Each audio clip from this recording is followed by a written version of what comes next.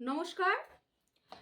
Numerology বা সংখ্যাতত্ত্ব অনুযায়ী যে সকল ব্যক্তিদের ডেস্টিনি নাম্বার 9, সে সকল ব্যক্তিরা যদি 1, 2, 3, 5, 6, 7 এবং 9 এই ডেস্টিনি নাম্বারগুলোকে নিজেদের জীবনে রাখতে পারেন, বা এই ডেস্টিনি নাম্বারগুলোর সাথে যদি আপনারা যে কোনো সম্পর্ক স্থাপন করতে পারেন, তাহলে কিন্তু আপনাদের জন্য অত্যন্ত শুভ।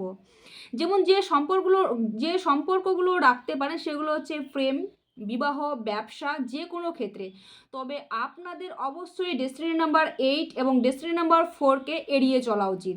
কারণ এই ডেস্টিনি নাম্বার 8 এবং ডেস্টিনি নাম্বার 4-এর সাথে আপনাদের সামঞ্জস্যপূর্ণ একটা সম্পর্ক হয় না, সম্পর্ক কিন্তু খুব খারাপ হয়।